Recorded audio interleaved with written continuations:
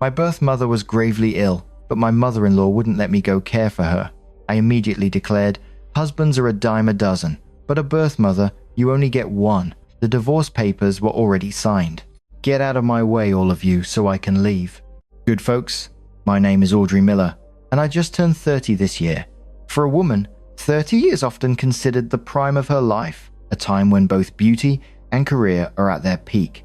I'm currently the head of communications for a major corporation, earning well over a six-figure salary annually. In the office, I'm a force to be reckoned with, draped in designer clothes, commanding a team of subordinates.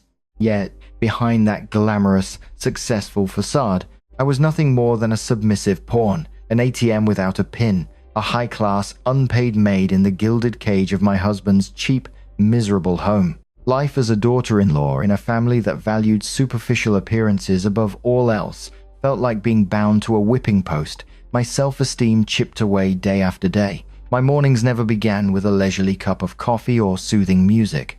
At 6 o'clock, with the thick winter fog of our suburban town still clinging to the condo windows, I'd be jolted awake. The cold kitchen awaited my touch. The sizzle of oil in the pan, the aroma of garlic and onions sautéing, mingled with the suffocating scent of archaic family rules that enveloped me. My mother-in-law, Mrs. Thompson, was the archetypal woman who simultaneously wished to exploit your labor and trample your dignity to elevate her own standing.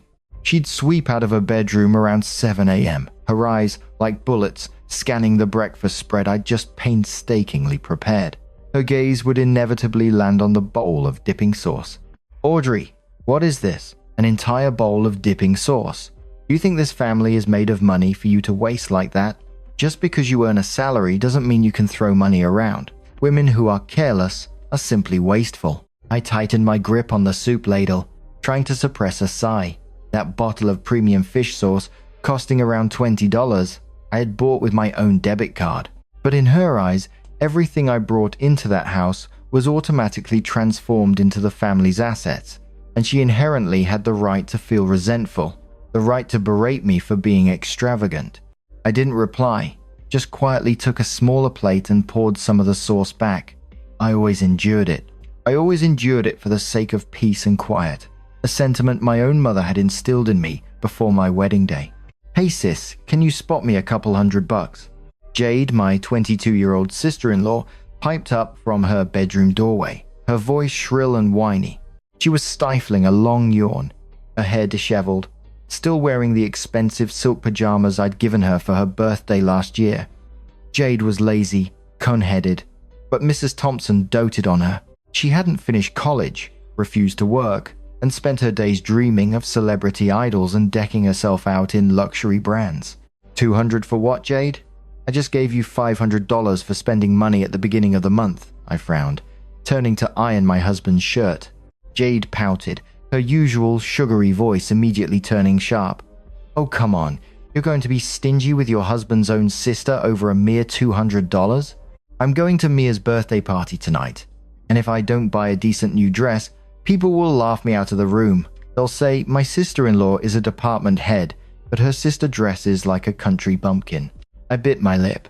Before I could respond, Mark, my lawfully wedded husband, emerged from the bathroom.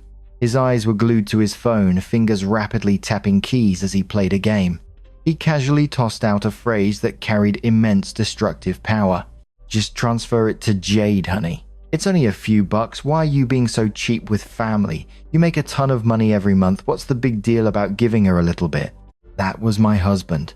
A 32-year-old man, a low-level clerk at a government office, whose monthly income didn't even amount to my spare change. Yet, he carried a terrifying, inherent sense of male entitlement.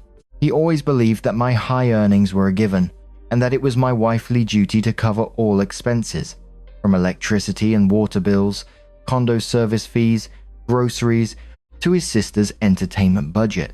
His mouth was always full of, "My mum says so," or "My sister is still young, we have to maintain our family traditions." He projected an image of a diligent provider at work, but at home, he completely relied on me. I stood there, numbly staring at the perfectly pressed shirt in my hands. It was flawless and beautiful. But beneath it, lay a cowardly and selfish body. I pulled out my phone, swiped my fingerprint, and coldly transferred $200 to Jade's account. The girls squealed with delight, and Mrs. Thompson sneered. Not a single word of thanks. They saw the money I earned with blood, sweat, and tears as a mandatory tribute from a daughter-in-law, a cheap, gilded cage built on silent extraction. And I, foolishly believing in something called wifely duty, had voluntarily submitted myself to these leeches for 3 long years. I thought I would live like this my entire life, if not for the fateful phone call that morning, around 10 a.m. on a weekend, as I was tucked away in the cramped storage room, dust and spiderwebs coating every corner, cleaning up junk at Mrs. Thompson's command. My phone vibrated furiously in my pocket. The screen displayed Aunt Kathy, my birth mother's next-door neighbor. "Hello, Aunt Kathy. I'm here." I balanced the phone between my shoulder and ear, using my hand to dust off a cardboard box. "Audrey, get to the university hospital right away. Your mom collapsed right in the yard while hanging laundry." I called an ambulance. They took her straight to the hospital. The doctors say, "It's serious. She's an emergency. Prepare money and come quickly."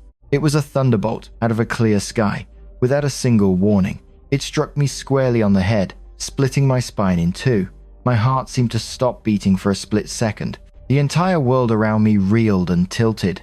The musty smell of the storage room assailed my nose, making me nauseous. The tape dispenser in my hand clattered to the floor, rolling into a corner. My hands trembled, cold as if plunged into a winter ice block. Aunt Kathy, what did you say? My mom, what happened to my mom?" I stammered, my voice catching in my throat, feeling as though someone was strangling me. "Just get here, Audrey. Hurry before it's too late to see her face," Aunt Kathy sobbed, then hung up. I burst out of the storage room, my steps faltering, tripping over the threshold, nearly falling flat on my face. My mind was blank, holding only one image: my mother. My mother was a widow, a diligent woman who had raised me after my father died in a car accident when I was just 5 years old. My mother had sacrificed her youth, rejecting men who wanted to remarry, just to spare her daughter the hardship of a stepchild. She painstakingly saved every dollar, refusing to eat or dress well, so that I could receive a good education. Even when I got married, fearing my in-laws might look down on me, she poured all her retirement savings into buying me a respectable dowry. My mother often said, "Endure it, my child." A married woman is like a bird in a cage. She feared I would divorce, feared I would be shamed. So, every time I cried on the phone, telling her my troubles, she would only cry with me and advise me to endure. But now, she was lying there, on the brink of life and death. I rushed into the bedroom, tearing through drawers, searching for my savings passbook. My hands trembled so much I couldn't even open the zipper of my small suitcase. Tears streamed down onto my hands. I hastily grabbed a few clothes, my ID, bank cards, stuffing everything into my purse. I frantically ran into the living room. The scene that unfolded before me was a cruelly ironic picture. The TV was blaring a mindless comedy show, fake laughter erupting in waves. Mark was sprawled on the sofa, legs crossed, munching on pre-cut apple slices, still engrossed in his phone game. Mrs. Thompson sat beside him, picking her teeth with a toothpick, occasionally slapping her thigh and commenting on the actress on TV. Jade was filing her nails, blowing on her freshly painted manicure, humming to herself. Not a single person noticed my pale, tear-streaked face. "Mark, please, take me to University Hospital right now. My mom had a stroke. She's in the ER," I screamed, my voice hoarse with panic. Mark paused for a second, glancing at me, his fingers never leaving the phone screen. His face was so calm, I thought I'd just told a joke. "A stroke? Old people get sick. What's the big deal? Just calm down. Why are you acting like the house is on fire? Let me finish this game first." Mrs. Thompson spat her toothpick onto the floor, chiming in. "Oh, a stroke, you say? She has a history of high blood pressure. Probably forgot to take her medication, didn't she? They'll just give her a shot at the hospital and she'll be fine." Why are you crying and wailing, bringing bad luck to this house? First thing in the morning, Jade didn't even bother to look up, just mumbled, "If you're going to the hospital, who's going to cook lunch?" I'm not eating takeout. It's disgusting. Their cold indifference splashed over me like a bucket of muddy ice water. My heart, which had been pounding in panic for my mother, suddenly constricted, filled with pain and fury. Before me were not people I called husband, mother, or sister. Before me were cold-blooded creatures, devoid of any human compassion. My mother was in the emergency room, struggling with death. Yet, they cared more about a game, a lunch, and feared my cries would bring bad luck. The collapse of a foolish belief began at that moment. The facade of a harmonious family was torn away, revealing a truth so nauseatingly cruel. I had no time to argue or wait for my insensitive husband to finish his game. My mother's life was measured in minutes, in seconds. I slung my purse over my shoulder, yanked the handle of my small suitcase, and headed straight for the front door. "I'll take a cab. You all figure out your own meals." I threw out the icy words, not bothering to look at their faces.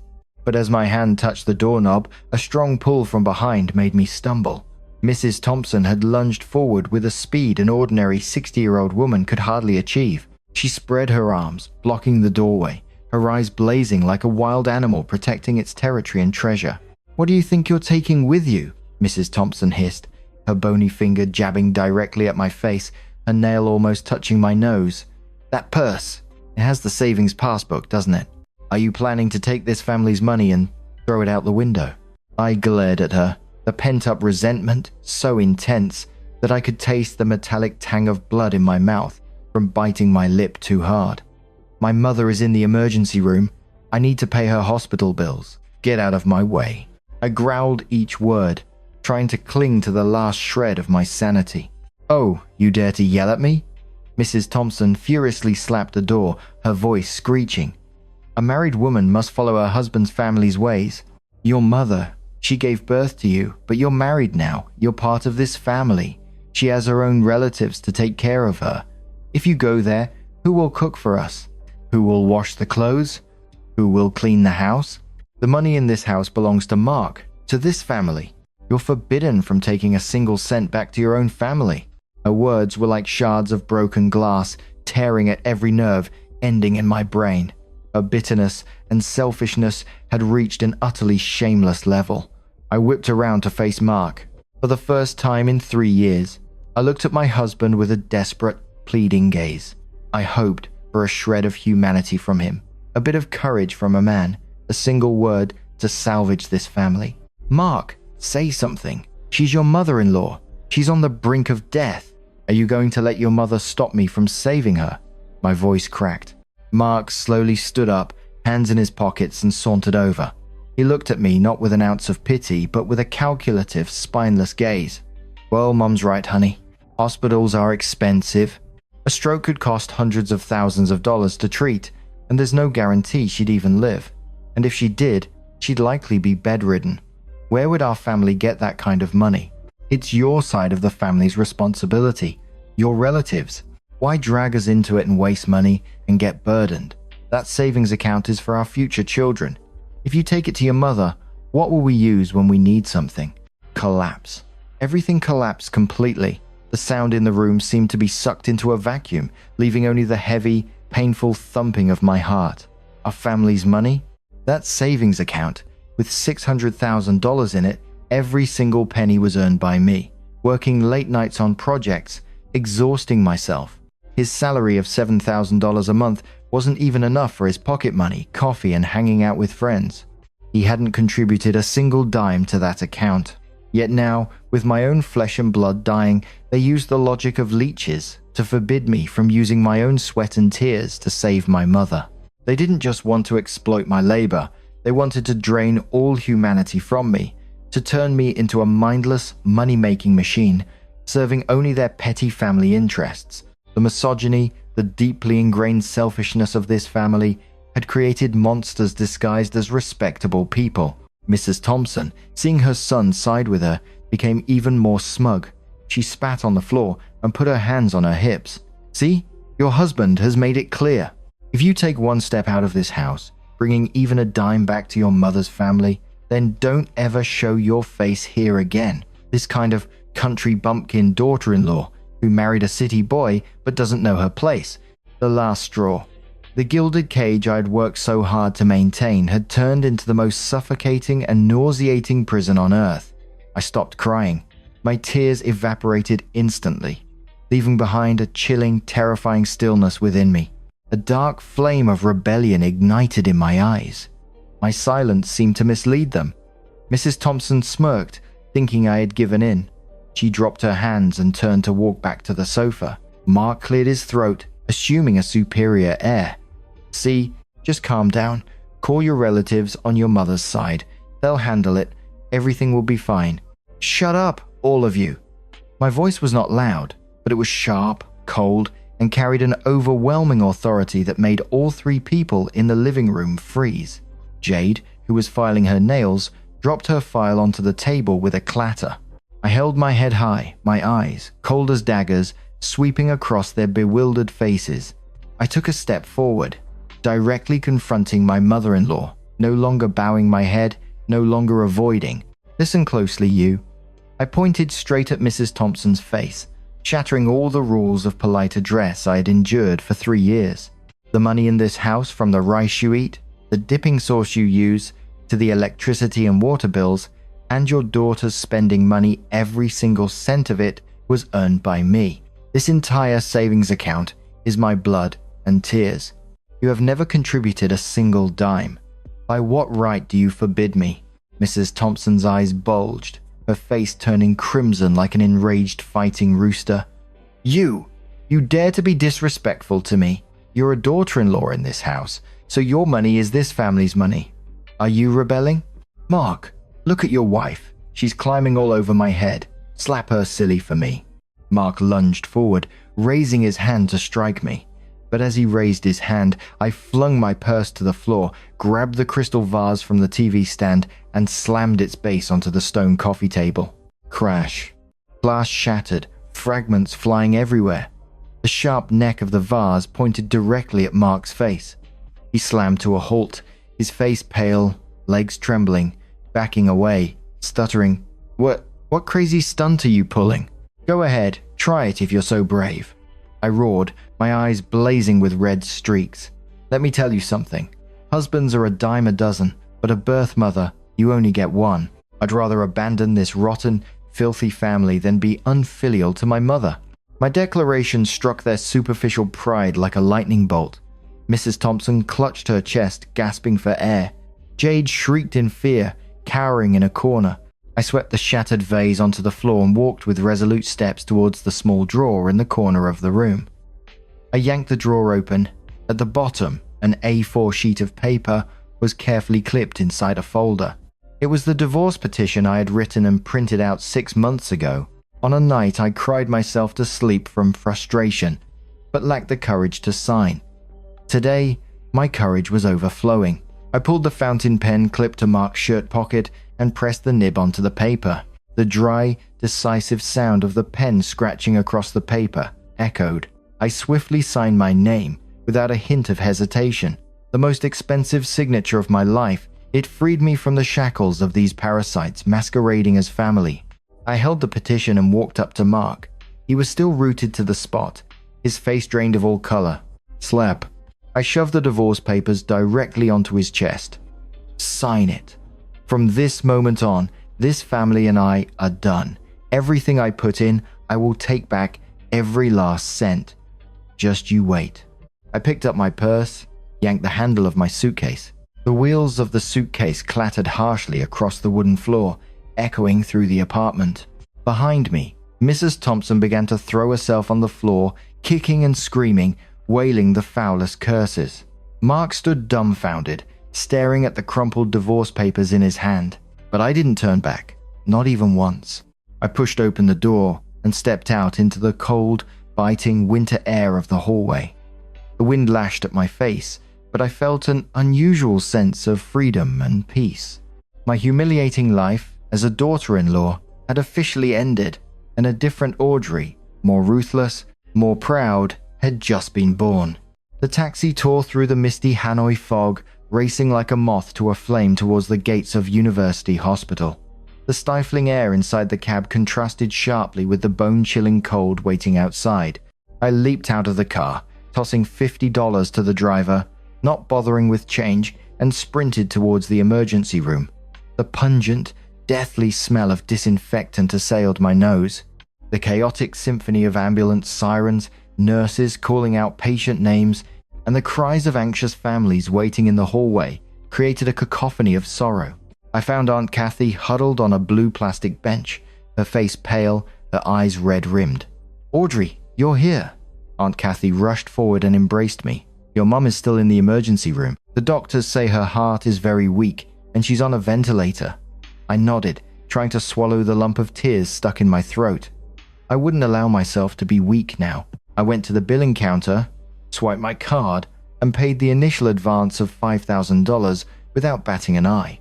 Holding the stack of red receipts in my hand, I truly understood the power of money. Money can't buy life, but it was the only lifeline to keep my mother in this world. If I had listened to that spineless husband and buried this money in his family's house, I would probably be crying over my mother's body right now. That night was the longest sleepless night of my 30 years. The hospital hallway grew freezing cold in the late hours, the glaring fluorescent lights casting my long shadow on the sterile grey tiles.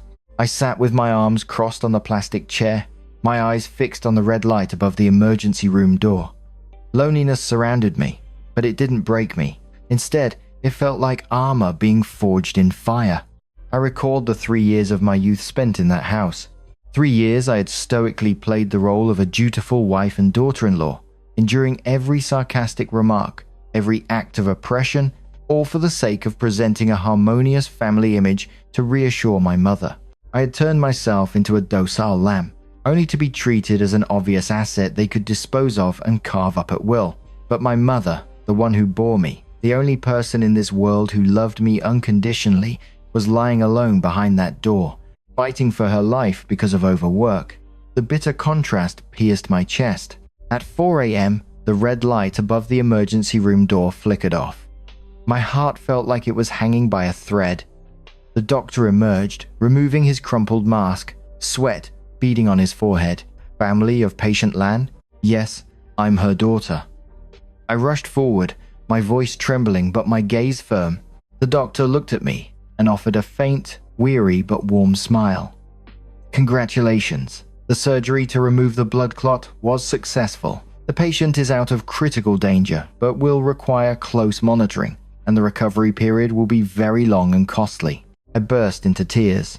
For the first time since leaving that hellish house, I truly cried, tears of release and gratitude. I clasped my hands together and bowed deeply to the doctor, oblivious to the many eyes in the hospital hallway. The next morning, I was allowed to visit my mother in the intensive care unit. My mother lay there, frail, covered in tubes and wires, her face pale, but her breathing was steady again. Hearing my footsteps, her sunken eyes slowly opened. She looked at me, and her cracked lips moved, tears welling up and rolling down her wrinkled cheeks. "Audrey, my good girl. Mom has burdened you." My mother's voice was a weak whisper, like a passing breeze. She was still the same. Even at death's door, her first thought was fearing she was a burden to her daughter. I walked to the bedside, knelt, and pressed her cold, thin hand tightly against my cheek. My tears flowed freely, but my voice was incredibly strong and calm. "Don't say that, Mom. You haven't burdened me. You are everything to me. No family is more important than you. From now on, it's just you and me. I will never let anyone bully you again, and no one will ever be allowed to hurt you again." I stroked my mother's silver-streaked hair, silently vowing to myself. The darkest days were over, and now it was time for me to rise, not just to protect my mother, but to make those who had trampled my dignity pay the highest price. On the third day, as my mother lay in the ICU, my phone vibrated for the first time with the name husband. Seeing those 3 short letters flashing on the cracked screen, a sardonic smile involuntarily curved my lips. For the past 3 days, as I struggled with countless hospital forms, staying up all night, massaging my mother's limbs to prevent muscle atrophy, those who called themselves family had been completely silent. Not a single call, not a single text, asking about my mother, who had returned from the brink of death. Yet now he called. I swiped the screen, not putting the phone to my ear, were putting it on speaker and placing it on the cold stainless steel table in the hospital cafeteria. Mark's voice came through, not anxious or regretful, but in the condescending, self-important, delusional tone typical of those accustomed to being served. "Hello? You can drop that childish temper tantrum now. Mom says it's the full moon today, so swing by the market and pick up a chicken and some chrysanthemums for the altar. While you're at it, clean up the battlefield of dishes at home. Jade hasn't eaten proper food for days. She says she's starving. You're a grown woman. Pouting for a few days is enough. Don't threaten me with divorce papers. If Mom scolds you later, just bow your head and listen." He's old, don't talk back. I leaned back in my chair, hands clasped, silently listening to his ridiculous monologue. My mind painted a vivid picture of the condo right then. The sink was surely piled high with dishes, gnats already sniffing out the stale leftovers. Laundry baskets were overflowing, reeking of sourness. Mrs. Thompson must be standing with her hands on her hips, just pointing, her aching back having no one to massage it. And the spoiled sister-in-law was probably wailing because her favorite dress hadn't been washed and ironed for her outing. They, from the bitter mother-in-law to the weak-willed husband, were all performing a delusional play. They held a blind, foolish belief that a woman who had been married once was like spilled water, worthless. They believed that I, Audrey Miller, an orphaned girl with a sickly, aging mother, would never dare to leave the title of respectable wife in this city. Mrs. Thompson must have boasted to the neighbors, "That kind of woman can only put on airs for a few days. Once her money runs out, she'll crawl back, begging me to wipe her mouth. No dog would marry a divorced woman." They thought I only brought out the divorce papers to scare them, to demand some petty benefits, and then I would meekly return to being their unpaid servant. "Are you done talking?" I took a sip of my unsweetened iced tea, my tone calm. There was a pause on the other end. Mark seemed unfamiliar with this coldness. "Audrey, I'm telling you, stop acting childish. If your mother is sick, let her relatives from the countryside take care of her. You're the eldest daughter-in-law. Running off for days is completely out of line. How about I take you out for pho tonight to make up?" His cheap offer of affection made my stomach churn with nausea. A $5 bowl of pho? Was he trying to trade that for my lifelong servitude and my mother's life? I took a deep breath, pouring all my contempt into each word, my voice sharp as a razor blade. "Mark, stop playing the benevolent act. It's nauseating. Do you think I need your pho, or do you think I need the title of being a free maid for your family? Listen closely. I've signed the divorce papers. If you don't sign, I'll file for unilateral divorce in court. Go clean up your own mess.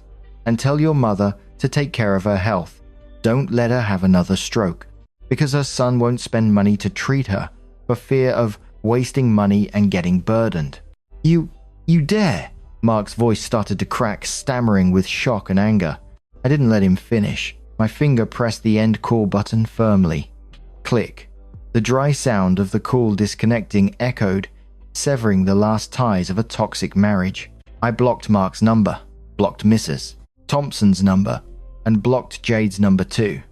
From this moment on, my world consisted only of my work, myself, and my mother recovering day by day in her hospital bed. Let them finish their delusional play themselves. The only audience member, me, had officially left the theater. I knew the real storm for that family was just beginning to brew. On the fourth day afternoon, after my mother had finally drifted off to sleep with the help of a sedative, I left the hospital with my bag and headed to a quiet coffee shop tucked away in a small alley off Elm Street. Someone was waiting for me there. Tanya, my best friend from college, now a renowned family law attorney, sharp, cool-headed, and nicknamed the Slayer of Courtroom Cowards. Tanya wore a sharp grey pantsuit, her short, slicked-back hair exuding power. Seeing me enter, with my dark circles under my eyes and my body visibly thinner from lack of sleep, Tanya didn't offer a flurry of platitudes. She simply pushed a steaming espresso towards me, tapping a high-end fountain pen impatiently against the glass table. "I told you 3 years ago, Audrey, that Mark was an empty shell and his mother was a leech, but you argued with me, insisting on enduring it all. Are your eyes open now?" Tanya's voice was firm, but her eyes held a hidden concern. I lifted the coffee cup. The rising warmth, the bitter taste sliding down my throat helped clear my head. My eyes are wide open, Tanya. So much so that the past is blinding. I want a divorce as quickly as possible, but I'm not walking away empty-handed. Everything I bought for that house, from the TV to the spoons and forks, I want it all back. I can't let my hard-earned money serve those cold-blooded people. I need money to pay for my mother's treatment. Tanya smirked, a dangerous half-smile appearing on her lips. She opened a briefcase and pulled out a stack of pristine documents. That's my friend. Enough with the crying and weakness. Now it's time to use your head. The house you and your husband are living in, was it in Mrs. Thompson's name before you got married, right? Yes, I replied, my voice hard. After the wedding, she insisted we live with her, saying the house was big enough, no need to waste money on rent. But in reality, it was just so I'd cover all the living expenses. Good, it's her house, so she gets the empty shell back. Tanya nodded, a mischievous glint in her eyes. So, all the furniture in the house, did you buy it? Or did someone else? Do you have proof? I took a breath, opened my purse, and pulled out a thick stack of meticulously organized invoices and receipts. My background in communications had made me meticulous about keeping records, along with my mother's lifelong advice to always keep warranties for major purchases. Here, the 75-inch Sony TV, the side-by-side refrigerator, the genuine leather sofa set, 3 Daikin air conditioners, the front-load washing machine, even the oven and the robot vacuum cleaner. All of them were purchased with my personal credit card, and I have electronic invoices under Audrey Miller. Even the payment for repainting the house, I have the bank transfer receipts for the contractor. Tanya flipped through the stack of invoices, her eyes gleaming as if she'd struck gold. She slapped the table with a decisive thwack and let out a delighted laugh. Excellent. Absolutely excellent, Audrey. Do you know where most women lose out in divorce? They foolishly spend money furnishing their in-laws' homes but fail to keep proof. When they go to court, they can't prove separate property, and the in-laws claim everything was bought jointly. With this stack of evidence, no court can argue with you. Tanya pulled out the divorce petition I had signed. She quickly reviewed it and nodded. It doesn't matter if Mark doesn't sign. I'll file for a unilateral divorce. With evidence of emotional abuse and lack of financial contribution, the court will resolve it quickly. But before we wait for the court's call, you and I need to do something. Something even more important than these divorce papers. What is it? I asked, bewildered. Tanya leaned forward, her voice low and hypnotic. We're clearing out the house. Taking back everything that belongs to you before Mrs. Thompson can hide or destroy it. Tell me their schedules. When is Mrs. Thompson out, and when are the others at work? I felt a rush of adrenaline. A wave of heat spread through my body. I remembered Mrs. Thompson's haughty look when she watched the TV I bought, and Jade sprawled on the sofa I purchased. That's right. Why should I leave those things for them to enjoy? Mrs. Thompson usually went to the market and then to a neighborhood women's group for exercise and gossip from 8 a.m. to 11 a.m. Mark worked a regular 9 to 5. Jade had been sleeping in until noon lately, but today, being Thursday, she had a mandatory class check-in at college. I quickly ran through their schedules in my mind, perfectly recalling every detail. Deal. Next Thursday morning, I'll call a professional moving company. You and I are going to execute a historic sweep, returning that gilded cage to its original, empty state for that mother and son. We'll show them the true cost of their arrogance. Tanya raised her coffee cup and clinked it gently against mine. The clear chime sounded like a death knell for the arrogance of my terrible husband's family. Audrey Miller's transformation plan had officially begun. At 9 a.m. on Thursday morning, the sky over the city was overcast, and sharp, biting winds cut through the air. But inside me, a raging fire burned. Standing before the familiar condo door on the 15th floor, I took a deep breath, inserted the key into the lock, and turned. Click. The solid oak door swung open, welcoming me with the musty smell mixed with the stench of stale food that I had left behind almost a week ago. The apartment was a chaotic mess. So dirty there was hardly any space to step. Behind me stood Tanya, holding a stack of carefully notarized invoices. And behind her were 5 large, burly men in uniforms from a full-service moving company, armed with drills, pliers, wrenches, and rolls of industrial tape. "All right, gentlemen, get to work. Be careful dismantling everything. We don't want to damage the walls unnecessarily," Tanya commanded, her voice full of authority. The crew immediately dispersed like an elite army. The whine of drills pierced the quiet of the condo building. I stood with my arms crossed in the middle of the living room, coldly watching the 75-inch Sony TV being unmounted from its shelf. The brown leather sofa set, which I had saved half a year's bonus to buy, was now carefully wrapped in plastic and carried out. The enormous side-by-side refrigerator full of Mrs. Thompson's leftover food was unplugged. The movers decisively pulled out the stack of pots and pans inside, tossing them onto the kitchen floor before hauling the fridge away. The air conditioners mounted on the walls were torn down, leaving behind large, stained patches. Even the front-load washing machine and the robot vacuum cleaner, lying dormant in the corner, quickly disappeared into large cardboard boxes. In less than 2 hours, the luxurious, well-appointed apartment that Mrs. Thompson often boasted about to her friends was stripped bare. It stood revealed as an empty shell, walls stained, the floor littered with trash, Q-tips, and dirty dishes. Even the silk-woven curtains I had bought were taken down. The house now resembled a cold, dilapidated cave.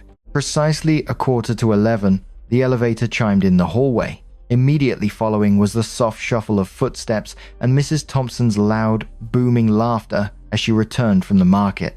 The front door, which had been left wide open, allowed Mrs. Thompson to step inside, 2 plastic bags of groceries dangling from her hands. She froze in the doorway, her eyes bulging, her pupils almost popping out of their sockets. The grocery bags slipped from her hands, tomatoes rolling across the tiled floor. Thieves! Thieves! Oh, good heavens, neighbors, thieves have broken into my house. Mrs. Thompson shrieked, a piercing, pig-like squeal, then tried to turn and run out into the hallway for help. Thieves? What thieves, Mrs. Thompson? I calmly stepped out from behind the kitchen counter, dusting my hands together, my voice flat. Mrs. Thompson saw me, then looked around at the empty house, devoid of any valuable items. Her lips trembled, her face drained of all color. You wicked daughter-in-law. Where did you take all my family's belongings? Oh my God, are you trying to kill me and my son? Give me back my TV and my refrigerator. She lunged, trying to grab my hair, but Tanya swiftly stepped in front of me, shoving the stack of red-stamped invoices into her chest. You're an older woman. You should watch your words. Tanya's voice was sharp as a knife. There's no theft here. All the items we just removed have invoices under Audrey Miller's name. By law, these are her separate property. This house is in your name, so we haven't taken a single brick from you. Audrey merely removed her own belongings, returning to you the original empty shell of a house, just as it was when she first moved in as your daughter-in-law. You've enjoyed her charity for years. That's quite enough. Mrs. Thompson clutched the stack of invoices, her eyes scanning the numbers. Her legs gave out, and she collapsed onto the cold floor. She began her usual dramatics, slapping her thighs and wailing pitifully. Oh, Mark, come see what your wife has done. She's ruined everything. She's tearing down our home. Oh, neighbors, come see how this daughter-in-law is stripping her mother-in-law. I didn't bother to argue with the person writhing on the floor. I signaled Tanya to leave. Just then, Mark rushed out the elevator, frantic. He must have received a desperate call from his mother while at work. Seeing the devastated house and his mother wailing on the floor, Mark's face flushed crimson, veins bulging in his neck. He pointed a finger at me and began to curse. Audrey Miller, have you gone mad? What grudge do you hold to clear out everything like this? How do you expect my mother to live? Do you really want to cut ties completely? You evil woman. I stopped at the threshold, turning to look at the man I once called my husband. My eyes held no anger, only pity for a spineless wretch. Evil? I'm evil? I let out a soft laugh, a laugh that sent shivers down Mark's spine. I'm only doing what you all taught me. You said my money should be used for this house, not for my own birth mother. So today, I'm taking all my money back to buy back my mother's life. My things, I'm taking them. Your house, You live in it. I'm returning to you the tradition you're always so proud of. Enjoy." With that, I turned on my heel and walked away. The rhythmic, proud click of my high heels echoed on the hallway tiles. Behind me, Mrs. Thompson's wails mixed with Mark's impotent curses, forming a perfect soundtrack for the new beginning of my life. Exactly 1 month after that shocking raid, I officially held the divorce decree from the District People's Court.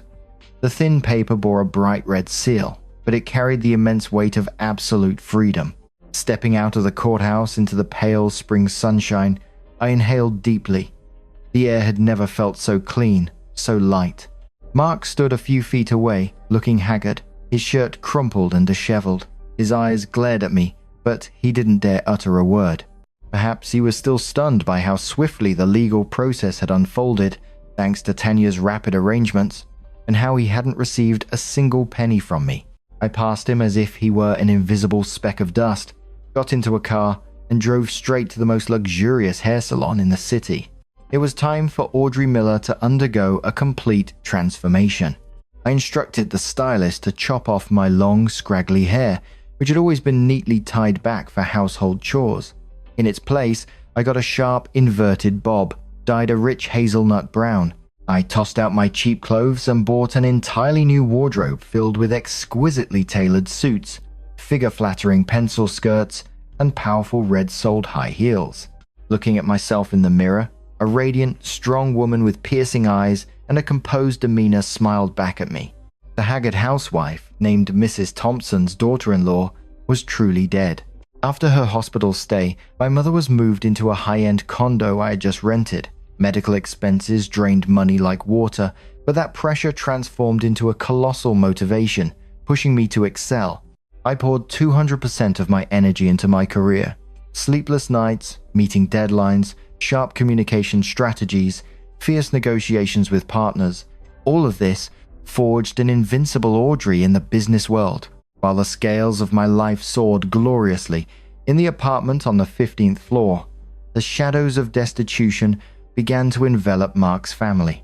Recently, through Aunt Kathy, who occasionally contacted the idle women in the old condo building, I learned of a tragicomedy unfolding daily in that gilded cage. The facade of pride was miserably torn apart by utility bills. At the beginning of the month, when the electricity and water bill collectors knocked, Mrs. Thompson still maintained her old habit of loudly calling for Audrey to pay the bills, but only the empty walls and a cold echo answered her. She flinched, embarrassed, pulling out a crumpled wad of small bills from her pocket. The electricity bill was $1,500, the water bill $30, the condo service fee $200, totaling nearly $4,000. Holding the bills, Mrs. Thompson trembled. These papers had never reached her hands before. The automatic ATM named me had always paid them via card on the first of the month. That evening, Mark returned from work and flung his worn briefcase onto the rickety plastic chair, the sofa having been taken by me. He was exhausted and hungry. Mrs. Thompson thrust the stack of bills at her son, her voice sharp. "You pay these. Where's your salary this month? Take it out and pay. Where am I supposed to get the money? My pension goes to groceries and medicine." Mark looked at the numbers on the papers, his eyes blurring. His salary was $700. Gas, coffee, breakfast and drinks with colleagues already ate up $400. Now, paying these bills would leave him with only a few $100s to survive the month. For the first time in his life, this man, who had always clung to his mother's apron strings and freeloaded off his wife, experienced the crushing weight of money on his pride. He snapped, "Why so much? What are you spending on, Mom? Turn off some lights. It's just you and Jade here. How can it cost as much as when she was here?" Mrs. Thompson jumped up, pounding the table. "Oh, so you're good at bossing your wife around and chasing her off, but now you come back and nitpick every dollar of the electricity bill with your mother? If you don't pay, they'll cut off our power. Then we'll both be in the dark, won't we?" The naked truth delivered a scorching slap across Mark's face. He realized that the comfortable, prosperous life he had foolishly prided himself on for years wasn't due to his abilities, but was entirely built on the money of the wife he had once disdained. The scales had completely tipped. Without me, that house was sliding down the slope of poverty and despair. My spectacular success at the company didn't escape the notice of the executives. At the end of that quarter, I brilliantly secured a massive communications project from an international partner for the corporation, beating 3 formidable competitors. The day I stood on the podium, presenting the final slide to the awed silence of the entire board of directors, the first round of applause came from the back of the room. It was Mr. Harrison, the new regional CEO, transferred from headquarters. Mr. Harrison was a man in his 40s, with a calm demeanor and deep eyes, always exuding the elegance and sophistication of an experienced individual. He wasn't loud or condescending, but always treated his subordinates with absolute respect, especially women. That afternoon, as I was engrossed in my laptop, reviewing contracts, a warm cup of soothing chamomile tea was gently placed on my desk. I looked up. Mr. Harrison stood there, a warm half smile on his lips. Have some tea, Audrey. You work like a machine. Your project this time was outstanding. The corporation is very lucky to have such a capable and sharp department head like you. His voice was deep and sincere. Thank you, Mr. Harrison. I'm just trying my best, I replied with a smile, pushing a strand of hair back from my cheek. Mr. Harrison looked at me for a moment, his eyes seeming to see through the hidden scars beneath my polished makeup. A woman as brilliant and strong as you must have gone through very dark times to forge yourself. Keep shining. The company will always provide the space for you to grow. With that, he nodded, said goodbye, and left, leaving me with an unusually warm feeling. It was a stark contrast to the suffocating contempt I had once received from my ex-husband. It turns out, when you put yourself in the right place, your value will be recognized and cherished by good people. While I was basking in the glow of my career, in another corner of the city, Mark was experiencing office hell. Since I left, no one ironed his shirts, making them crisp and smelling of fabric softener. That morning, Mark rushed to work, 15 minutes late. He wore a shirt as crumpled as a spring, its collar stained yellow, and the sour smell of sweat emanating from him made his female colleagues wrinkle their noses and keep their distance. Even worse, during the morning briefing, when his manager asked for a data report, Mark stood up, stammered, opened his Excel file, and froze. The tables were messy, the data completely wrong. Previously, I would stay up all night reviewing and correcting these complicated reports, creating polished slides for him so he could impress his superiors. Now, without my magic touch, Mark's true ability was revealed, an incompetent and lazy man. Mr. Mark, what kind of work is this? His manager slammed a stack of documents onto the table, shouting in front of dozens of employees. The report is all wrong, the data doesn't match, and your clothes are crumpled and messy like a drunkard. You think this is a marketplace where you can just sit around? This month, I'm cutting your entire KPI bonus. Write me a self-assessment right now. Mark stood rooted to the spot, his face crimson as if he'd been slapped, all eyes on him, mocking. The superficial image of a diligent civil servant he had carefully constructed at work was shattered into pieces. No bonus. That meant this month he would have to live on cheap instant noodles. He dragged his feet to the coffee machine, intending to buy a cup, but then remembered he only had $3 left in his wallet for gas. He swallowed, turned, and drank tap water instead. The financial destitution combined with profound humiliation drove Mark almost insane, but he didn't know that this was just the prelude to a bigger nightmare that was about to engulf his entire family, stemming from his precious sister, Jade, whom he and Mrs. Thompson had indulged for years. They say a house never collapses overnight. The storm begins to rot from within, gnawed by termites daily. For Mark's family, the seed of that rot was none other than Jade, the golden child whom his mother and he had coddled for over 20 years. And the cruelest irony was that their own hands had cut down the only ATM capable of nurturing that toxic sprout. From the day I packed my bags, taking all my belongings and cutting off all financial aid, Jade's life spiraled into a withdrawal. Before, the girl would casually stroll through the mall at least 3 times a week, wearing clothes once and discarding them, and using only high-end cosmetics. Regularly, she'd check into trendy cafes with her friends, swiping my credit card for everything I transferred. Jade lived in a fantasy bubble, believing herself a pampered princess of a well-established city family, spending money without looking at price tags. But that bubble burst with my divorce papers. At the beginning of the month, without the familiar ding of a transfer from her sister-in-law's account, Jade began to fret. She messaged Mark for money, only to be harshly reprimanded by her brother, who was already drowning in work problems. She asked her mother for money, but Mrs. Thompson was painstakingly counting every loose coin to pay the electricity and water bills, having no surplus to fund Jade's extravagant habits. When her fake rich friends invited her to bars and shopping sprees, and she didn't even have $50 in her pocket, Jade started developing a sticky-fingered habit. Unfortunately, in that empty house, the only valuable things left were a small amount of her mother's retirement savings and a few gold coins. Mrs. Thompson had carefully hidden at the bottom of her dresser drawer. And then, what was bound to happen did happen. That afternoon, through the neighborhood association leader, who was present to mediate, I learned about a mother-daughter drama that shook the entire condo floor. Mrs. Thompson returned from the market, opened her dresser, intending to take some loose change for her arthritis medication, only to find the tin box hidden beneath her wool clothes pried open. 3 gold coins and a wad of cash totaling nearly $2,000, meticulously saved from her pension, had vanished. She raged like an animal whose prey had been stolen, storming into the living room. Jade, having just woken up, was spritzing perfume, preparing to grab her fake designer bag and head out. The smell of cheap perfume filled the air, enraging Mrs. Thompson even further. She lunged, grabbed her pampered daughter's permed hair, and yanked it back. "Ah, Mum, are you crazy? Let go of my hair," Jade shrieked, clawing at her mother's arm. "You wicked cursed child, you stole my money box, didn't you? Give it back. Give me back my retirement money." Mrs. Thompson hissed through clenched teeth, her eyes bloodshot, her hands relentlessly slapping her daughter's shoulders and back.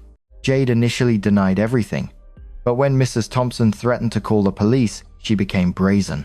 She shoved her mother's hand away, her neck veins bulging as she retorted, "Well, I just borrowed a couple $100 to go to my friend's birthday.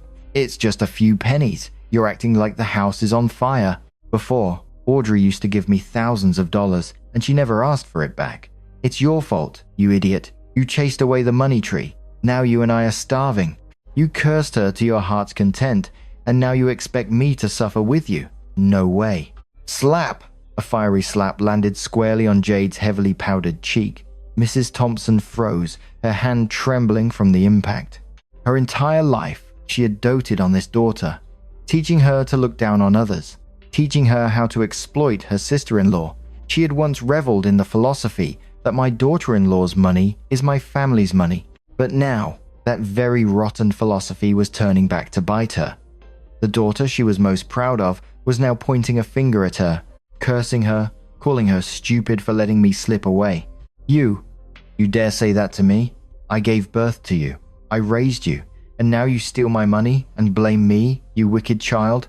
Mrs. Thompson thumped her chest, collapsing onto the floor, beginning her familiar wailing routine. But this time, it wasn't for a daughter-in-law, but for her own flesh and blood. "Oh my God, I raised a snake in my bosom, a monkey in my house, and now it's devouring its own mother." Jade didn't care about her mother writhing on the floor. She smoothed her disheveled hair, let out a cold snort, picked up her purse, and stomped out the door, slamming it shut with a bang that shook the entire hallway. She left behind in that desolate house the mournful cries of a selfish woman who was just beginning to taste the bitter fruits of karma. They had once relied on each other to trample me. Now, without me as a shield, they began to tear each other apart like hungry stray dogs. The embers of conflict, kindled at noon, were further fueled that evening when Mark dragged his heavy feet back home. The horrific problems at work, the boss's humiliation in front of all the employees, and the decision to cut his entire KPI bonus that month had left Mark looking like a hollow shell. The light blue shirt he had worn that morning was now crumpled, clinging with dirt and reeking of sour sweat. He opened the door and stepped in, bringing with him a thick cloud of frustration. Inside the apartment, The silence was chilling. There was no familiar sound of the TV news because the TV had been taken by me. There was no warm yellow light spilling from the kitchen, and especially no fragrant smell of sweet and sour ribs or mushroom soup that I used to painstakingly prepare every evening for his return. Instead, Mark was met with the sight of Mrs. Thompson, huddled on a mat spread on the bare living room floor, her eyes swollen and red from the earlier argument with her daughter. The dinner tray, placed precariously on the mat, held only a plate of yellowed boiled water spinach, a bowl of fish sauce with a few floating chili slices, and an electric rice cooker emitting a strong burnt smell. "This is dinner, Mom?" Mark frowned, slamming his old leather briefcase onto the floor. The gnawing hunger combined with his office frustrations made him lose all patience. "If you have hands and feet, get in the kitchen and cook. I've been waiting on you all day. My back aches. My knees hurt. The daughter I pampered stole all my retirement money and ran off. How can I have the heart to cook?" "Mrs." Thompson snapped back, unleashing all her noontime anger on her son. Mark's eyes widened when he heard about Jade stealing money, but his body was too tired to scold her further. He let out a weary sigh, pulled a corner of the mat, sat down, and served himself a bowl of rice. The moment he put the first spoonful in his mouth, Mark grimaced and spat the mouthful onto the floor. "The rice is undercooked and burnt. Who can eat this? And the water spinach is as tough as old leather. What have you been doing all day that you can't even cook a proper meal?" Mark shouted, slamming his chopsticks onto the aluminum tray with a clank. Mark's actions and words ignited the gunpowder keg that had been festering in Mrs. Thompson's chest. She sprang up, pointing a finger directly at her beloved son, roaring, "Oh, so you're complaining about my cooking now?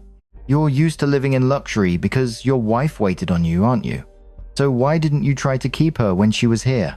You sided with me, cursed her, and chased her away. So now our house is in ruins, and your mother and I are starving. It's your fault, you idiot. You couldn't hold on to the golden goose. And now you come back and take your anger out on your old mother?" Mark wasn't backing down. His male pride, completely shredded at work, was now being mocked by his own birth mother, driving him into a frenzy. He shot up, his face crimson, veins throbbing in his neck. "My fault? Mom, look at yourself. Is there any mother-in-law as cruel and nitpicking over every single penny as you? She brought money to support this entire house, bought everything from toothpicks to the TV. What did you contribute? Nothing. But you always wanted to dominate her. When her mother was in the emergency room, you stood in the doorway, forbidding her from taking money. I ask you, Mom, is there anyone in this world as cruel as you? You pushed her to the edge, you indulged Jade stealing, and that's why she took everything and left. You ruined this house, and now you blame who?" The raw, sharp truth, like a sword, tore through the deceptive velvet curtain that the mother and son had woven together. For the first time, Mark dared to speak directly about his mother's rotten nature. But these words came too late. Mrs. Thompson heard her only son, her only pride, utter such sharp accusations. She looked distraught, her feet tottering, backing into the cold wall. You say I'm cruel. You say I ruined the house. Oh God, I only did it for you, for this house."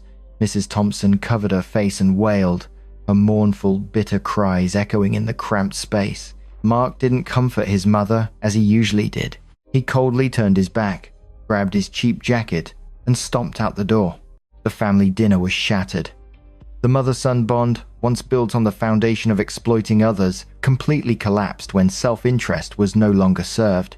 They began to blame and tear each other apart, but none of them realized that from the very beginning, their greed, selfishness, and arrogance were the very knives that would ultimately end them. The slap of reality is always painful, but this was only the beginning. After getting her hands on her mother's meager retirement savings, Jade plunged into a new game, seeking to fill the void and the feelings of inadequacy that enveloped her. But $2,000 was nothing more than a drop in the ocean for a girl addicted to designer shopping, who loved treating her friends at bars for a few hours of flattery. In less than a week, that money vanished completely after 2 nights of partying and a repurposed, discounted handbag. Desperate for money, craving superficiality, yet absolutely unwilling to do any hard labor, Believing herself to be a refined city girl, Jade began to tread the darkest path that desperate people often fall into: online loans and loan sharks. Initially, she just downloaded a few apps online, borrowing $5,000 to buy the latest iPhone, hoping to save face with her friends. The process was too easy. Just take a picture of her ID, record a video of her face, and allow the app access to her entire contact list. Holding the new phone in her hand, Jade was overjoyed, convinced that she could ask her mum or brother to pay it back gradually next month. She was completely ignorant of the deadly trap called interest, begetting interest used by loan sharks. She borrowed $5,000, but the actual amount deposited into her account was only $3,500. The rest was deducted for processing fees and upfront interest. The interest was calculated daily at exorbitant rates. When the repayment was due, Jade, having no money, panicked. Guided by the devilish advice of phone consultants, she continued to borrow from one app to pay off another. A deadly cycle began. From the initial $5,000, in just 3 short months since I left, Jade's debt swelled like a malignant tumor, reaching nearly $30,000, an enormous sum capable of crushing any normal working-class family, let alone Mark's family, which was already on the verge of destitution. The debt collection began. Dozens of calls from unknown numbers bombarded Jade's phone day and night. The vulgar threats and curses ringing in her ears sent the 22-year-old girl, who had only ever known how to freeload, into utter panic. She locked herself in her room, buried her head under the covers, trembling every time her phone screen lit up. When the debt collectors couldn't reach Jade, they moved on to step 2, harassing her contacts. That morning, Mark was in a meeting at work when his phone on the table vibrated incessantly. He answered. A deep, gruff voice, reeking of gangster, boomed so loudly that his colleagues nearby could hear every word. "You're Mark, Jade's older brother, right? Your sister borrowed $3,000 from us and won't pay, now she's hiding like a dog. You better arrange the money to pay for her, or we'll cut the tendons of your whole family. We'll spread flyers all over your workplace, so you can't show your face again. Understand, you dog?" Mark's face went white. The phone clattered onto the table. The curious, mocking gazes of his colleagues and the bullet-like eyes of his boss were fixed on him. His career, his honor, the facade of a diligent civil servant he had always been so proud of, were crushed under the heel of the debt collectors in an instant. At home, Mrs. Thompson's situation was no less dire. All day, she was tormented by calls shouting the name of her thieving daughter. Some calls only played funeral music before hanging up. Mrs. Thompson was so terrified that she unplugged the landline and turned off her cell phone, her heart pounding relentlessly. But the worst came when Mark rushed home, intending to drag his sister out and beat her senseless. Jade's bedroom door was wide open. The closet was empty. On the messy bed, only a small note with scrawled handwriting remained. "I owe a lot of money. They threatened to kill me. I have to hide for a while. Mom and Mark, please figure out how to pay my debt, or they will kill our whole family. Don't look for me."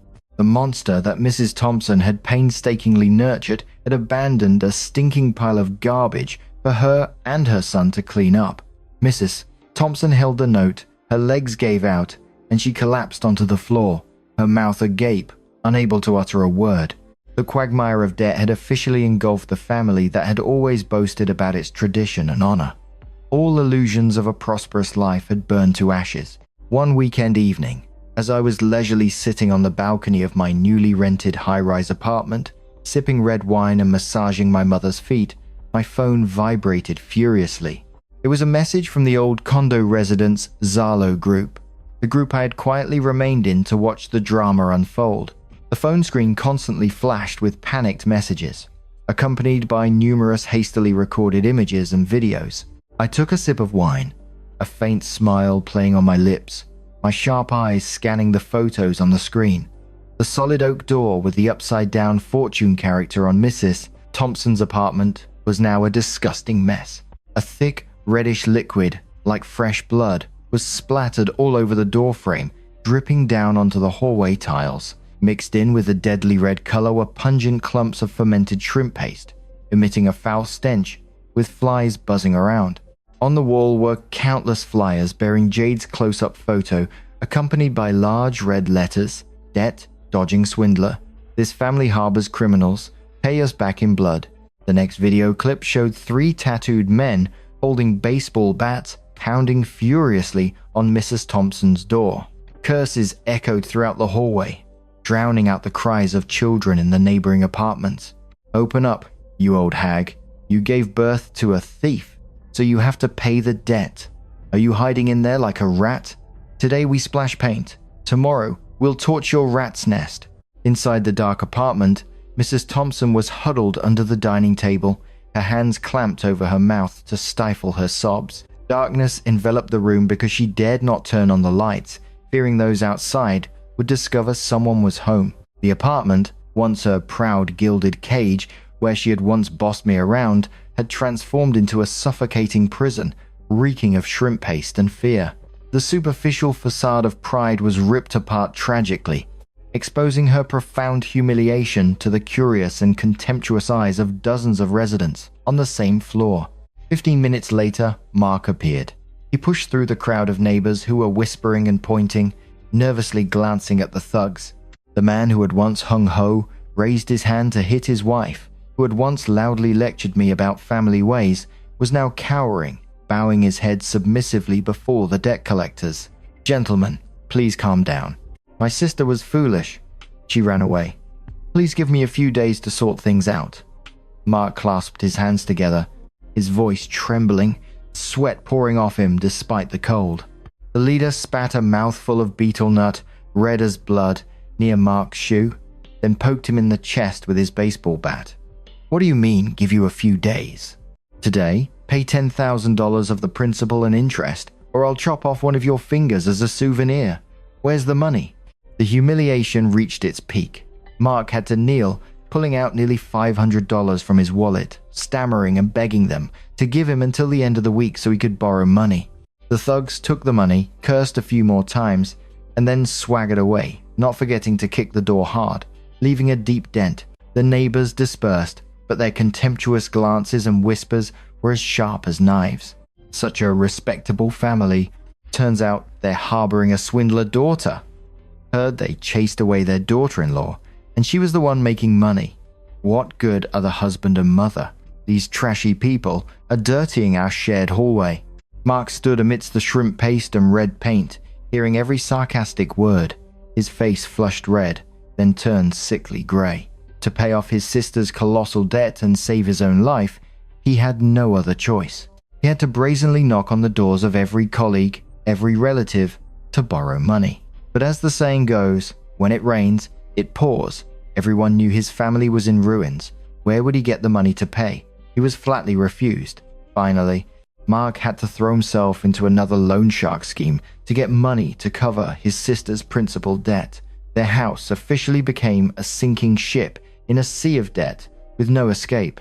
Living in fear, destitution, and shame can quickly erode a person's body and spirit to an unbelievable extent. Mark's family now resembled a rotting corpse, decaying day by day. Fearing the debt collectors would return to throw paint and shrimp paste, Mrs. Thompson dared not step out of the door. She had to rely on Aunt Kathy, her neighbor, to buy groceries for her. She no longer had the heart to gather in the condo courtyard for exercise, or to gossip and scrutinize other people's daughters-in-law. From a once glamorous, complaining city woman, Mrs. Thompson visibly withered.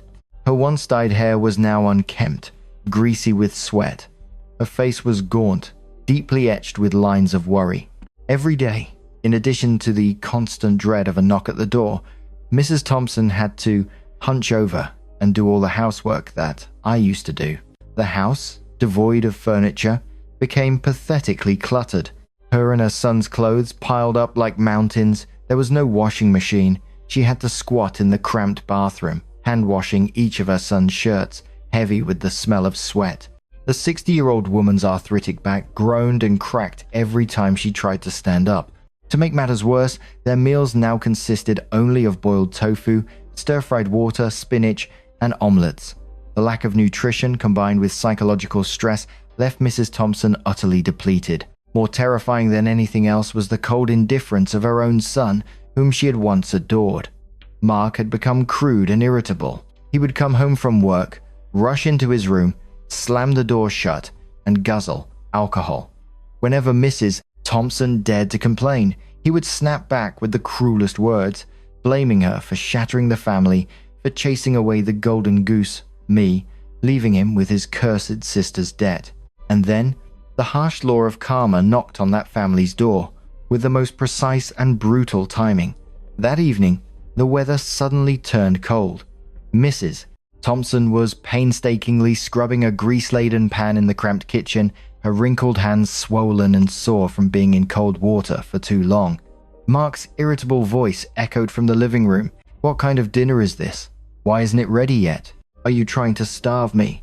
That callous accusation was the last straw. Mrs. Thompson felt a sharp, excruciating pain in her chest, as if someone had plunged a handful of needles into her heart. The pain shot down her left arm, spreading up to her neck. She gasped for breath, but the air seemed thick, unable to reach her lungs. Her head spun, her vision blurred, and black spots exploded before her eyes. "Mark, my son, help!" Mrs. Thompson whispered, her hand clumsily reaching for the edge of the stone counter, but slipping. Crash! The pan clattered to the floor, shattering, taking Mrs. Thompson's heavy body with it, collapsing onto the cold kitchen floor. She lay there, twitching slightly, foaming at the mouth, her eyes rolled back. Hearing the loud noise, Mark rushed in from the living room. Seeing his mother lying motionless on the kitchen floor, her limbs rigid, he screamed in utter panic. Mom, what happened? Is anyone here? Help!" The situation repeated itself, exactly, to the smallest detail, like a play orchestrated by the hand of fate. Just a few months earlier, my birth mother had collapsed in the exact same way, and in this very living room, Mrs. Thompson had coldly blocked the door, declaring, "A stroke could cost hundreds of thousands of dollars to treat. Why drag us into it and waste money and get burdened?" Now, karma had struck her directly. Stroke spared no one, especially those who live cruelly and selfishly. The wail of the ambulance siren pierced the silent night, carrying Mrs. Thompson's fading body straight to the hospital. In that disinfectant-laden hallway, Mark was about to face the most terrifying problem of his life. Colossal hospital bills when he had not a penny left and absolutely no wife to exploit as before. University Hospital on those cold, late winter days was crowded, the emergency and intensive care units packed. The smell of disinfectant, medical alcohol, sweat, and fatigue mixed to create a thick, suffocating atmosphere that made your chest heavy just to breathe. Mrs. Thompson was admitted to the hospital with a severe brain hemorrhage.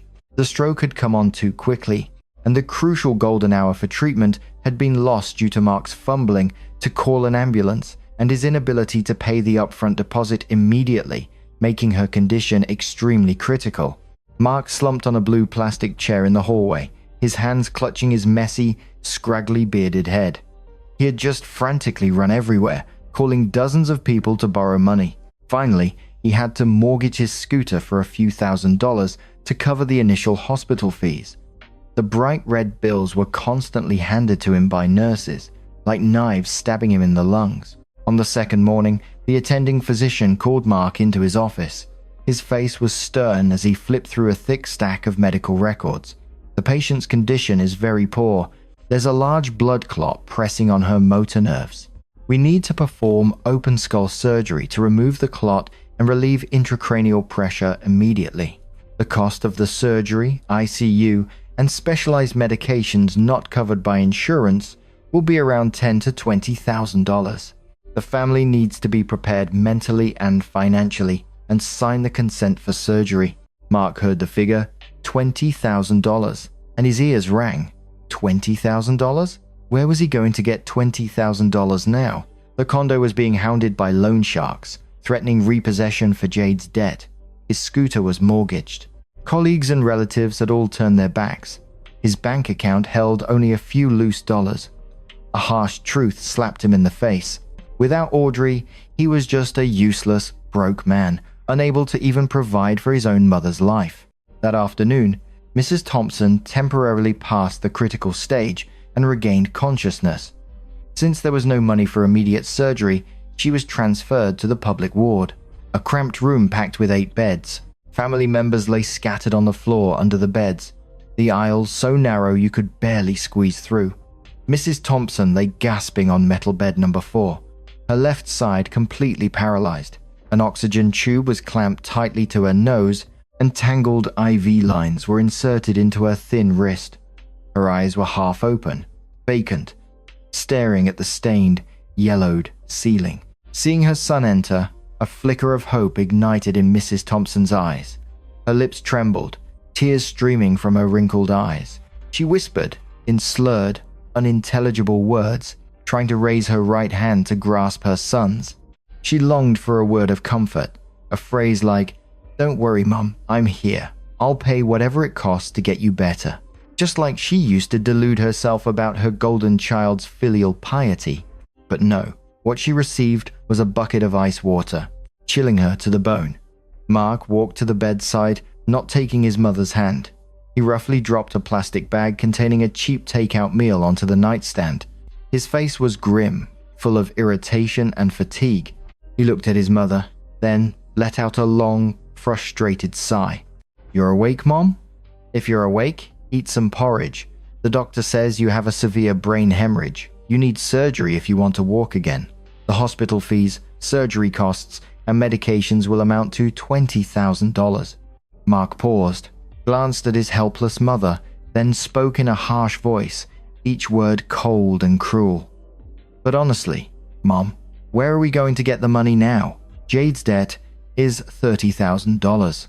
The thugs are hunting me down, threatening to kill me. My salary has been completely cut. I've been running around, even mortgaging my scooter, just to get a few $1,000s to pay for your bed here. Now, surgery is expensive, and there's no guarantee you'll live. And if you do, the doctor says there's a high risk of permanent paralysis. I'm busy working to pay off Jade's debt. I can't be here day and night waiting on you. Order your own meals. In a few days, when things are more stable, maybe you can ask the doctor about being discharged. I'll buy you some traditional herbs and remedies. They're cheaper. Hospital fees are too expensive here. Where would we get the money to cover it?" Mark's words were a lightning bolt striking Mrs. Thompson's brain. Her eyes widened, her pupils dilated in shock, tears gushing out, drenching the white pillow, which smelled of disinfectant. Mark's words were like thousands of poisoned needles piercing her heart. This situation, these words, how familiar they were. Just a few months ago, in her own living room, when her daughter-in-law's birth mother had a stroke, it was her own sharp tongue that had uttered, "Hospitals are expensive. Why drag us into it and waste money and get burdened?" And it was this very son who had echoed, "It's your side of the family's responsibility." Now, instant karma had struck, not missing a single beat. The cruelty she had inflicted on others was now being returned in full, word for word, by the very son she had given birth to and pampered. It turned out that, in the eyes of this selfish son, her life was only valued by the words expensive and burden. Mrs. Thompson lay paralyzed in bed, unable to wail, unable to curse and throw tantrums as before. She could only let the tears of regret, bitterness, and humiliation stream down her cheeks. The price of selfishness and malice was finally being paid with the betrayal of her own flesh and blood. The following days at the hospital were hell on earth for Mark. Without money to hire a caregiver, he had to take unpaid leave from work to look after his mother himself. A patient with partial paralysis needed complete assistance with everything: eating, washing, and personal hygiene. Mark, who for years had been accustomed to loafing, legs crossed on the sofa, waiting for his wife to bring him food and drinks, now clumsily changed diapers and emptied bedpans for his mother, filled with irritation and disgust. On the 4th day at the hospital, Mark looked miserably haggard. His hair, unwashed for days, was matted and clung with sweat and dirt. His worn windbreaker reeked of hospital and stale food.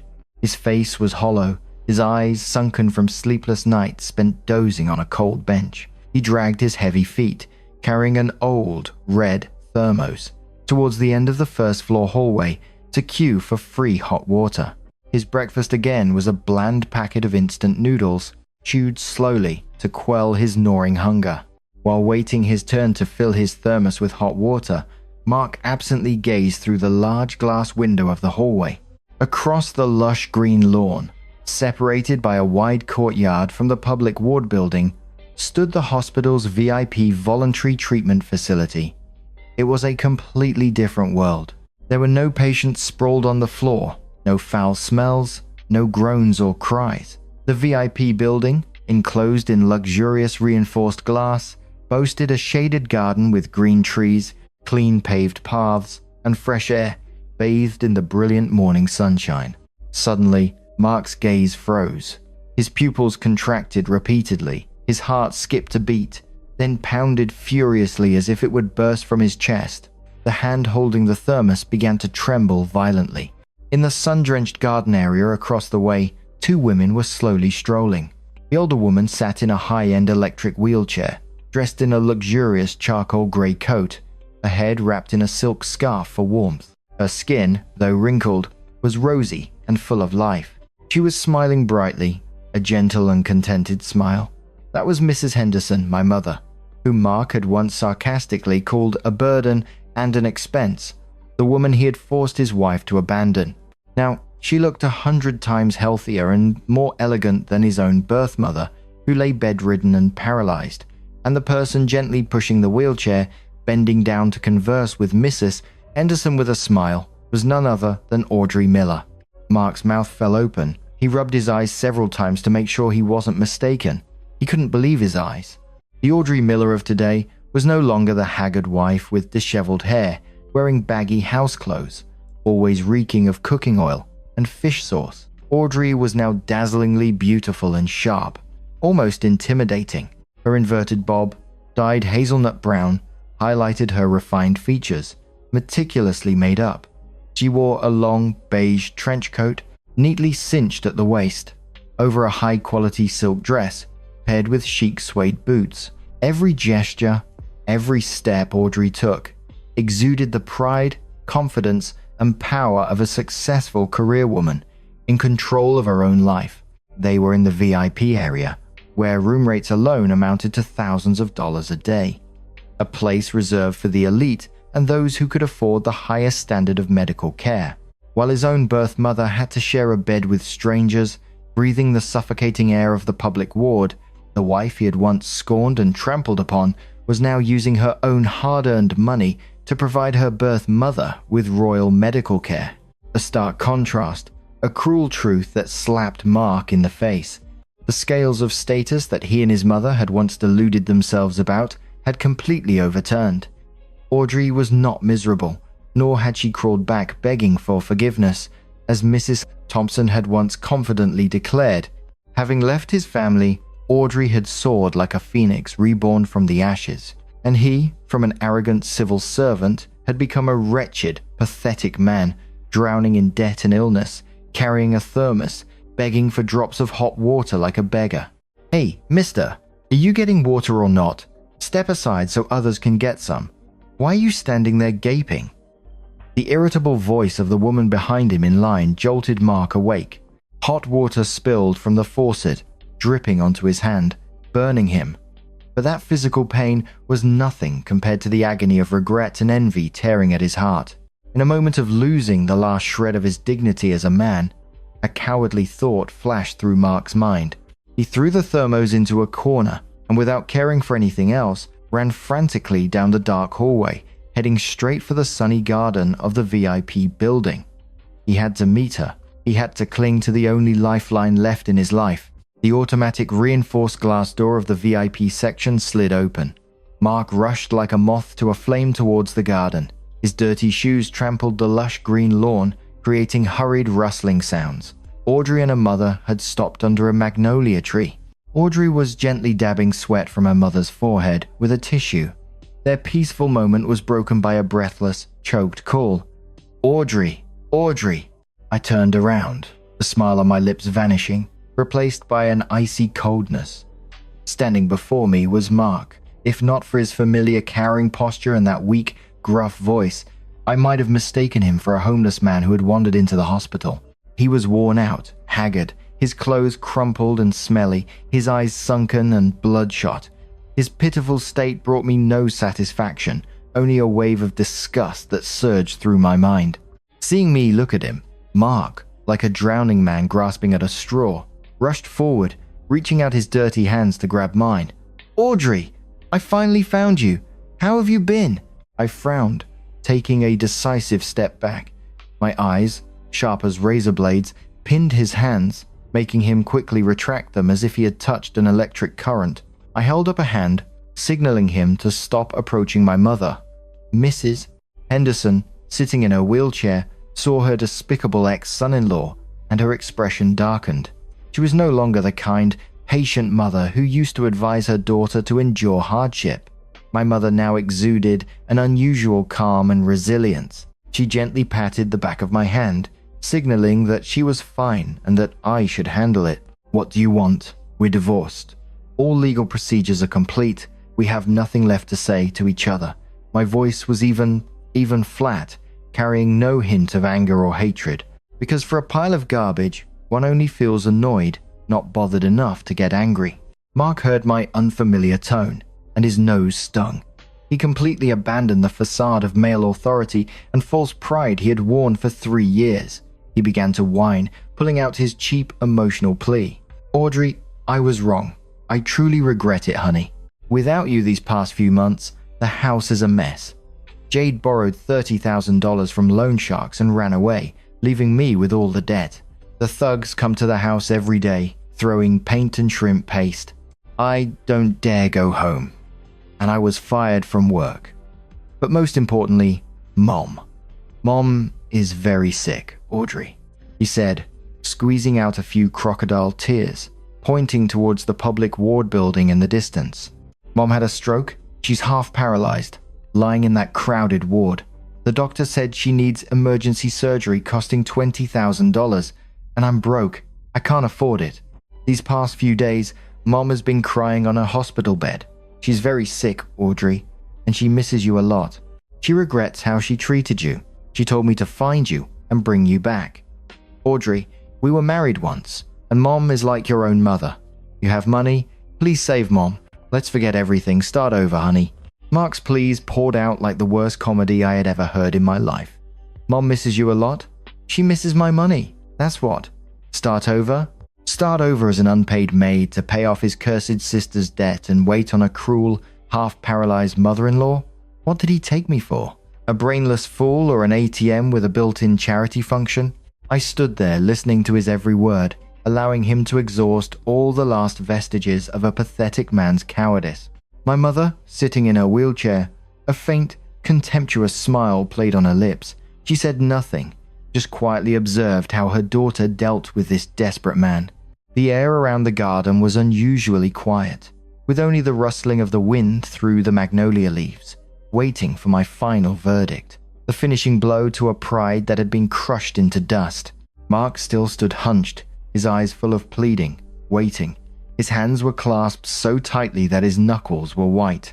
He believed that with my old gentle, patient, and easily swayed nature, all he had to do was humble himself, admit his mistakes, and use the mother-daughter bond as a shield, and I would soften and help him. The delusion of those accustomed to exploiting others' labor was always ridiculously vast. I stared intently at Mark's haggard face. Involuntarily, I smiled faintly. It wasn't an angry smile, nor a gloating, triumphant laugh. It was a pale, icy, and sharp smile, like a sword freshly drawn from its sheath. My stillness and composure made Mark shiver. "Mark," I said, my voice slow, carefully enunciating each word. The volume wasn't loud, but it had the destructive power to shatter every last spark of hope he had. "Are you telling me a joke? You say your mother misses me? I think she's missing the person who cleaned up all the garbage in that house and missing my credit card that never ran out of money. That's more accurate." "No, Audrey, I'm telling the truth," Mark stammered, trying to interrupt me. "Shut up," I snapped softly, my eyes flashing with a sharp glare that forced him into silence. "You think I'm a fool? The day my mother was in the emergency room, fighting for every breath, you stood in the living room, hands on your hips, telling me that it's your side of the family's responsibility. Why drag us into it and waste money? and get burdened. Did you remember our marriage then? Your mother blocked the door, cursed me, and forced me not to take a single penny to save my mother.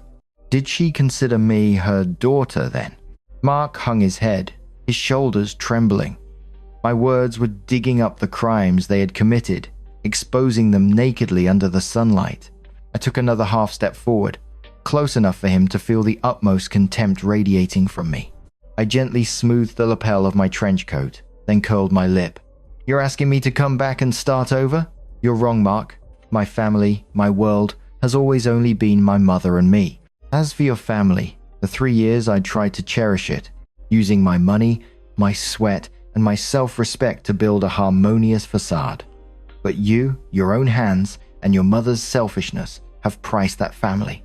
You priced it so cheaply, not even worth a single penny, so dirty that I never want to touch it again. Mark's lips trembled uncontrollably, tears streaming down the dirty face of a man who had lost everything.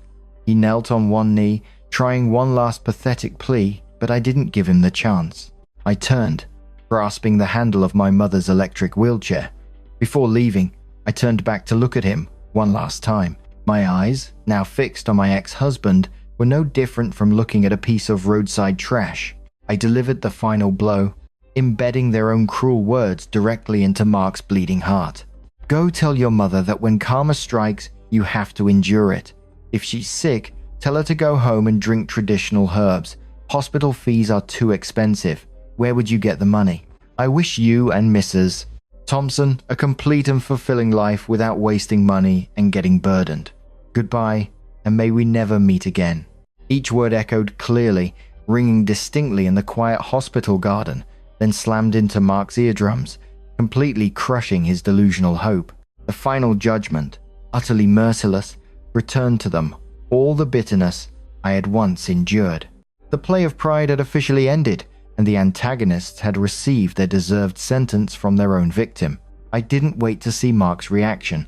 I turned on my heel, steadily pushing my mother's wheelchair, walking away on the red-bricked path.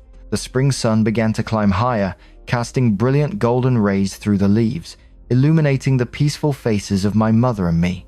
The wind caressed my cheek, blowing away all worries. My mother reached out and gently squeezed my hand, which was resting on the wheelchair handle. A squeeze of understanding, of liberation, and of pride. Behind me, a choked, resentful, and desperate scream erupted. Mark had collapsed onto both knees on the cold ground. He buried his face in his hands, sobbing like an abandoned child. Late, bitter tears streamed onto the ground. He had lost everything. The superficial pride he had once boasted about was completely stripped away. The family he thought was stable, built on exploiting others, had completely collapsed, and I knew their days in hell were only just beginning. Sometime later, Aunt Kathy contacted me. Mrs. Thompson, due to a lack of timely surgery, remained permanently paralyzed, her mouth twisted, confined to a dilapidated bed in the shabby rented room Mark had found after selling the condo to pay off Jade's debt. The loan shark still hadn't let up, as the money from selling the house was only enough to cover the principal. The interest begetting interest still hung over their heads. Mark, once a civil servant, was now unemployed and driving for a ride-sharing service day and night to earn a few dollars to buy diapers and medicine for his mother. Arguments, curses, and blame shifting between mother and son erupted daily in that poor, broken-down rental. As for Jade, the pampered younger sister, she had completely vanished. Some rumored she had been sold by human traffickers across the border to a shady establishment to repay her debts. A family that had once arrogantly trampled on others' self-respect was now submerged deep in the mud of poverty, debt, illness, and the contempt of others.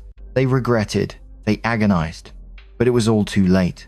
The law of karma in this world never misses anyone. Their payment was the clearest proof of the rotten, selfish, and misogynistic philosophy they had once worshipped. As for me, I had completely shed the dirty mud of the past. My career soared, my finances were stable. Mr. Harrison, that refined man, always stood behind me, offering support and looking at me with utmost respect. More importantly, my mother had recovered, and was enjoying the most peaceful and joyful years of her old age. I had learned a valuable lesson. Blind endurance only turns you into a doormat for the ungrateful. A woman can only protect those she loves when she dares to stand up and take control of her own life and finances. The price of false pride sometimes has to be paid with an entire lifetime. Good folks, women are not born to be faint shadows or emotionless ATMs for anyone. Live with your head held high and value yourself, because you deserve the best. What do you think about the ending for Mark and his mother-in-law? Please leave a comment, hit like, and subscribe to our channel to join us. Thank you for listening. May you all be safe and happy.